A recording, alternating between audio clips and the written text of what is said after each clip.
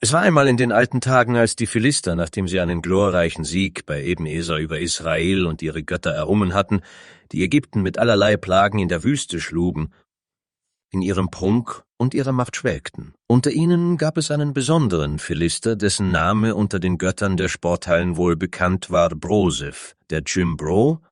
In den antiken Zeiten, in denen Broseph lebte, erstrahlten die Städte der Philister in ihrer prächtigen Blüte. Hohe Türme und gewaltige Mauern umgaben Gad, und der Klang von Handwerksarbeiten und Handelsgeschäften erfüllte die Luft. Doch inmitten dieser Welt, die von Kriegern und Händlern geprägt war, schien Broseph, der muskelbepackte Bodybuilder, wie ein lebender Tempel des physischen Wohlstands. Die Sonne brach früh über den Horizont von Gad, als Broseph aus seinem mit Fell bedeckten Lager aufstand. Sein Tag begann mit einem rituellen Training, das in den staubigen Hinterhöfen der Stadt stattfand. Die Hanteln waren nicht aus poliertem Metall, sondern grobe Steine, die groß wie Felsen schienen. Broseph hob sie mühelos, sein Körper in der aufgehenden Sonne wie ein bronzenes Denkmal der Stärke. Nach einer intensiven Trainingseinheit, die die Staubwolken auf den sandigen Hinterhöfen von Gad aufwirbelte, begab sich Broseph mit seinem durchtrainierten Körper und den glänzenden Tropfen des Schweißes auf seiner muskulösen Brust zu einem der belebten Märkte. Die Sonne, die nun ihren Höchststand erreichte, warf warme Strahlen auf die geschäftigen Straßen, die mit Farben, Gerüchen und dem Klang von Handelsaktivitäten erfüllt waren. Die Händlerpavillons erstreckten sich entlang der Straßen, von farbenfrohen Stoffen bedeckt, und die Luft war erfüllt von den köstlichen Aromen exotischer Gewürze und köstlicher Früchte. Broseph schritt mit der Selbstsicherheit eines Gottes unter den Menschen durch die staunende Menge. Seine mächtigen Arme, gestählt durch jahrelanges Training, schienen eine Aura der Unbesiegbarkeit zu verbreiten. Die Händler blickten auf, als Broseph vorbeizog, und er konnte das ehrfürchtige Flüstern hören, während er stolz seine Muskeln präsentierte. »Seht her, ihr tapferen Händler von Gad, schaut, wie Stärke und Perfektion in einem Körper vereint sind«, rief er mit donnernder Stimme, während er die Luft mit seinem muskulösen Bizeps durchschnitt. Die Menschen, die sich um die Marktstände versammelt hatten, stoppten ihre Geschäfte und schauten zu Broseph auf. Die Kinder, die zuvor spielend zwischen den Ständen herumgelaufen waren, starrten mit großen Augen auf den beeindruckenden Philister. Die Damen von Gad konnten nicht anders, als von Brosephs Erscheinung fasziniert zu sein. Ihre Blicke folgten seinen Bewegungen, und ein Flüstern der Bewunderung huschte durch die Menge. Broseph genoss die Aufmerksamkeit und ließ seine strahlenden Augen über die versammelten Damen schweifen, während er sein muskulöses Lächeln zur Schau stellte. Die Händler versuchten, ihre Waren zu preisen, aber ihre Worte wurden von Brosephs prächtiger Präsenz übertönt. Er ließ sich von Stand zu Stand führen, seine Muskeln im Rhythmus seiner Schritte spielend. »Geschäftsleute von Gad, bringt eure besten Waren, denn heute wandelt Broseph, der Gott des Muskelns, unter euch.« Nachdem Broseph seinen eiweißreichen Einkauf beendet hatte, zog er sich in die Schatten der städtischen Gyms zurück. Diese alten Hallen waren mit Stroh ausgelegt, und die Wände trugen die Spuren von vielen Muskeln, die gegen sie gelehnt hatten. Hier, in der Atmosphäre des Fitnesskults, herrschte eine einzigartige Energie. Die Philister beteten nicht nur ihre Götter an, sondern auch den perfekten Bizeps und die definierten Bauchmuskeln. Broseph genoss seinen Eiweißshake, hergestellt aus den Früchten und Nüssen, die die Region zu bieten hatte. Während er die anderen Philister beobachtete, die in ihren rituellen Übungen vertieft waren. Es war ein Ort der Gemeinschaft, an dem die Mitglieder des Muskelreichs nicht nur ihre Körper formten, sondern auch Freundschaften knüpften. Die Sonne neigte sich dem Horizont zu, als Broseph seine Trainingseinheit beendete. Doch der Tag war noch nicht vorbei. Die Abende gehörten den Geschichten am Lagerfeuer und dem Austausch von Fitnessgeheimnissen. Broseph, der Held des Muskelns mit einem Herz aus Bronze, war in dieser Welt zu Hause, eine Welt, in der Muskeln genauso wichtig waren wie der Handel und die Künste. Und so ging Broseph, der unbestrittene Champion des Eisenreichs, in die Dunkelheit, bereit für einen neuen Tag voller Herausforderungen und Squats.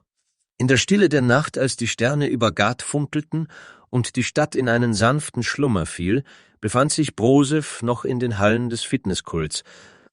Der Duft von Eisen und das leise Klirren der Hanteln umgaben ihn, während er sich den letzten Deadlifts des Tages hingab. Seine Muskeln waren straff, sein Herz pulsierte im Rhythmus der nächtlichen Übungen. Plötzlich durchdrang eine blendende Helligkeit den Raum, und ein mächtiger, gut definierter Engel erschien vor Broseph. Seine Flügel spannten sich muskulös und majestätisch aus, und seine Augen strahlten eine göttliche Klarheit aus. Broseph, von dieser übernatürlichen Erscheinung überwältigt, hielt inne und blickte den Engel ungläubig an. Der Engel sprach mit einer Stimme, die klang wie der Widerhall von Gewichten in der Stille der Nacht. »O Broseph, Muskelmann von Gad, ich bin ein Bote des Höchsten, und ich trage eine Warnung für dich. Deine Fürsten planen, die Bundeslade des wahren Gottes neben Dagon zu stellen im Tempel, wo die Götter des Reiches verehrt werden, in Aschdod, in der Stadt der Muskelfürsten.« Die Augen des Engels durchdrangen Brosephs Seele, als er fortfuhr. »Die Konsequenzen werden schwerwiegend sein, und eine finstere Plage wird über Aschdod kommen. Hämorrhoiden werden nicht nur die Stadt, sondern das ganze Reich heimsuchen. Du musst deine muskelbepackten Fürsten warnen, Broseph. Verhindere, dass sie diese Tat begehen. Gehe nach Aschdod zu dem Tempel des Dagons und verkünde meine Worte.« Broseph, dessen normalerweise unerschütterlicher Blick kurzzeitig von Sorge durchzogen war, nickte entschlossen.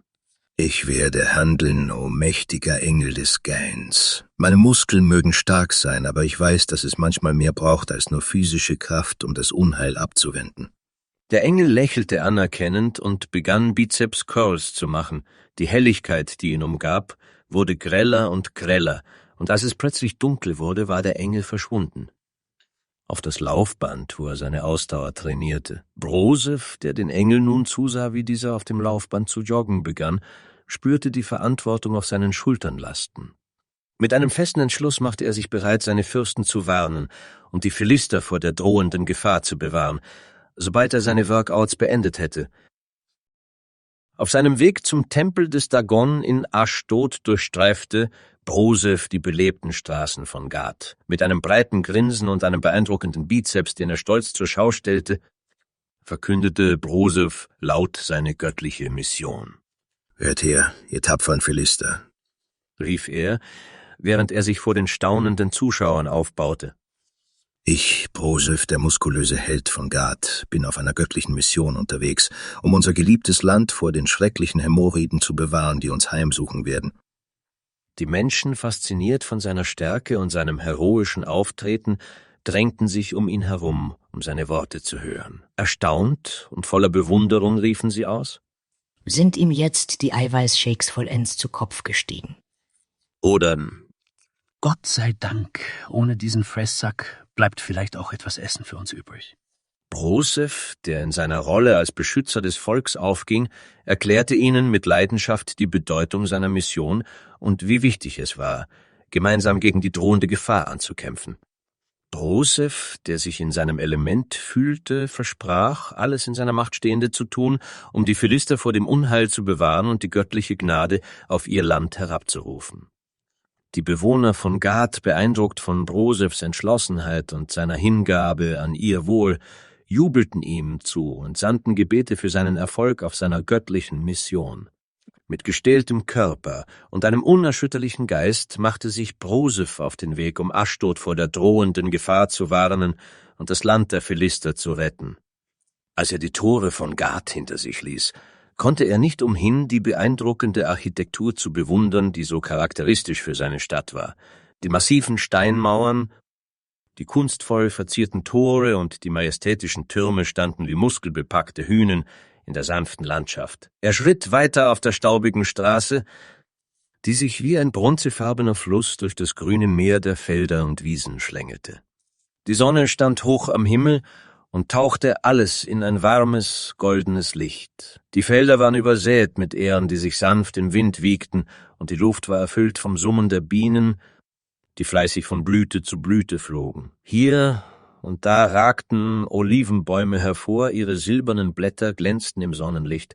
Die Landschaft war ein Mosaik aus Farben, das Gelb der reifen Gerste, das Grün der Olivenhaine und das Rot der Mohnblumen, die wild am Wegesrand wuchsen. Die Kinder aus Gad, barfuß und mit strahlenden Augen, liefen neben Broseph her und lachten, während sie versuchten, seine großen Schritte nachzuahmen. Ihr Lachen war so lebhaft wie das Zwitschern der Vögel in der Luft und erfüllte die Szenerie mit einer ansteckenden Fröhlichkeit.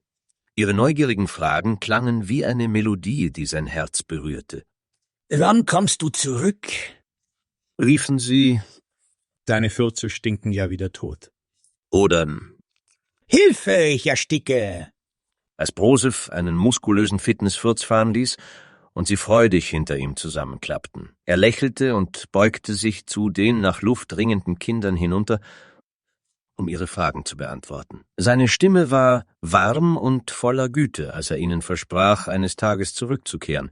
Doch seine Worte waren nicht nur leere Versprechungen. Mit einem ernsten Ausdruck auf seinem Gesicht rief er den Kindern zu: »Aber vergesst nicht, während ich fort bin, solltet ihr eure Übungen machen. Trainiert eure Muskeln und stellt euren Geist, damit ihr stark und tapfer werdet. Wenn ich zurückkehre, möchte ich sehen, dass ihr genauso muskelbepackt und stark seid wie ich.« Die Kinder lagen still auf dem Boden und hörten gespannt zu, während Broseph ihnen Ratschläge gab, wie sie ihre eigenen Routinen durchführen könnten, um ihre Muskeln zu stärken und ihre Fähigkeiten zu verbessern. Als er die blau angelaufenen und nach Luft ringenden Kinder ansah, war Broseph sich bewusst, dass die Unschuld dieser Kindheitstage so flüchtig war wie der Duft der Blumen, der sich mit jedem Schritt weiter in der Brise verlor. Doch er hegte die Hoffnung, dass seine Worte einen bleibenden Eindruck bei den Kindern hinterließen und sie auf ihrem eigenen Weg der Stärke und Tapferkeit begleiten würden. Entschlossen setzte er seinen Weg fort und ließ die friedlich schlafenden Kinder hinter sich. Auf seinem Weg zum Tempel des Dagon in Aschdod zog Broseph die Blicke der Reisenden auf sich, die neugierig waren, wohin der muskelbepackte Held unterwegs war.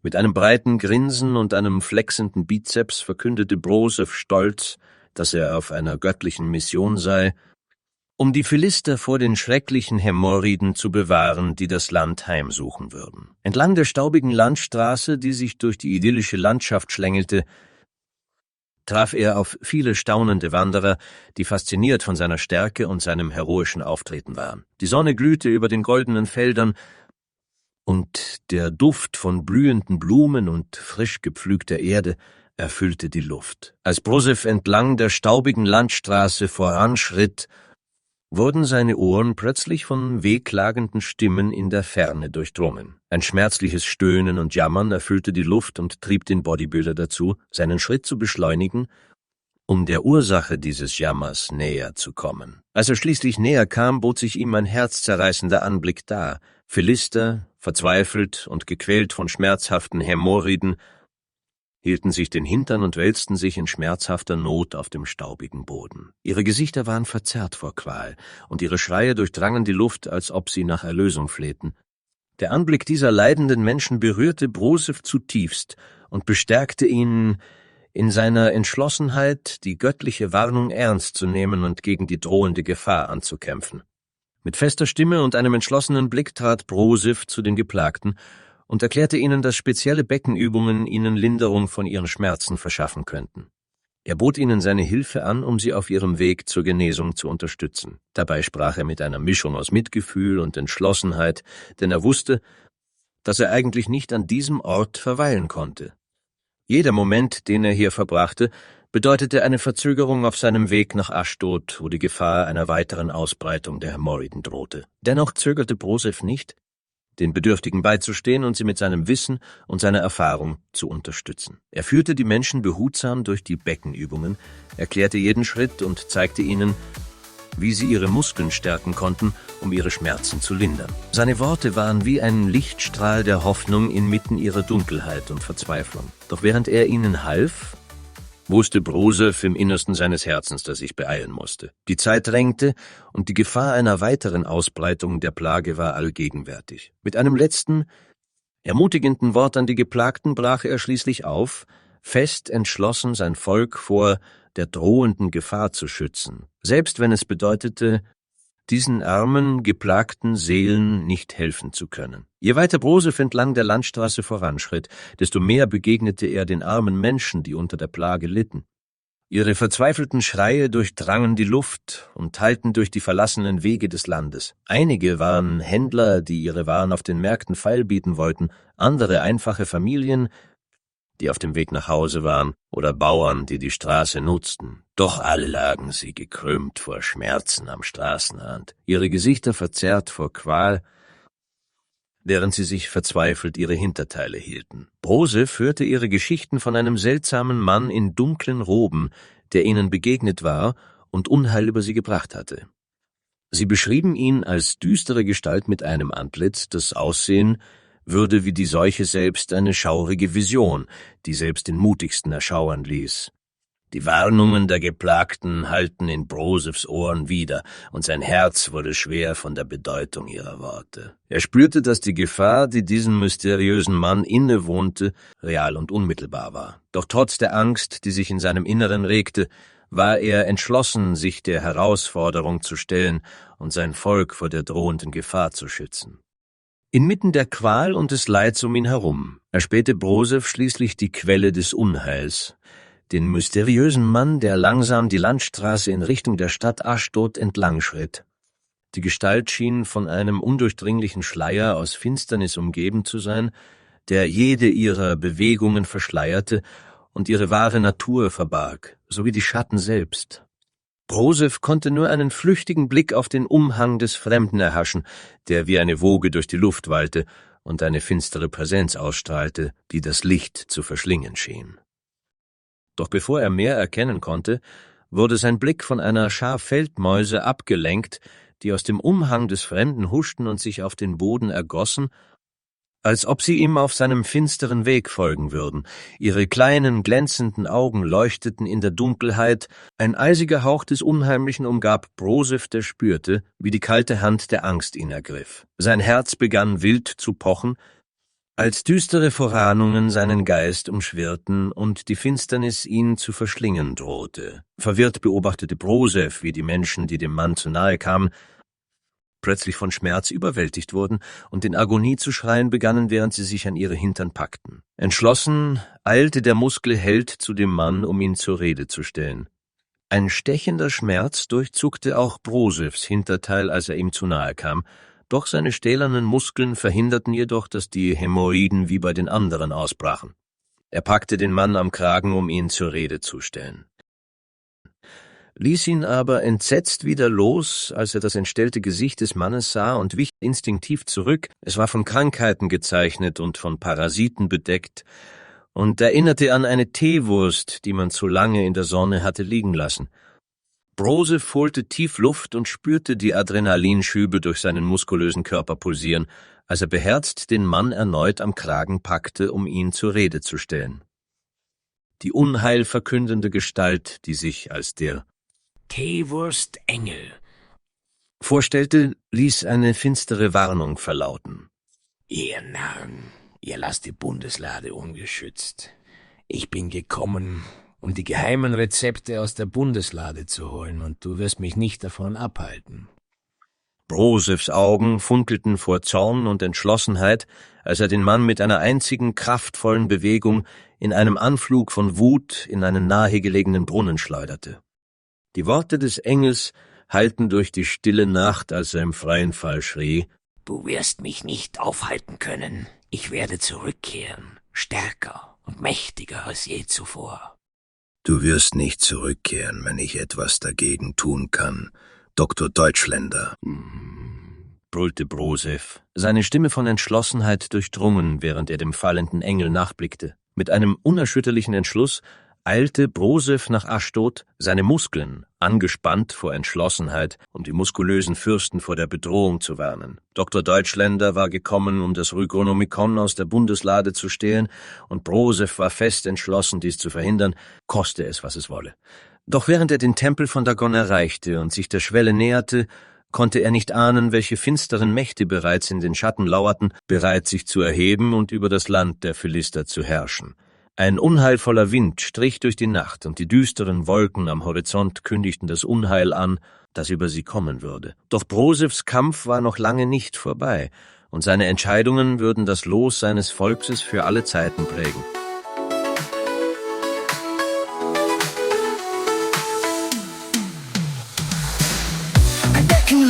am Morgen, hält die Schmerzen fern von Sorgen. Spann die Muskeln an, fühl den Effekt. Für die Hämorrhoiden gibt's bald Respekt. Heb dein Becken hoch und senk es wieder. Halt deine Muskeln straff, lass sie nicht ermüden. Dreh dich nach links, dreh dich nach rechts. Für die Hämorrhoiden wird's bald hell und leicht. Das Beckenrollen ist ein Tanz, der die Beschwerden vertreibt im Glanz. Kreis die Hüften sanft im Kreis. Für die Hämorrhoiden wird's bald Eis. Heb dein Becken hoch und senk es wieder. Halt deine Muskeln straff, lass sie nicht ermüden. Dreh dich nach links, dreh dich nach rechts. Für die Hämorrhoiden wird's bald hell und leicht.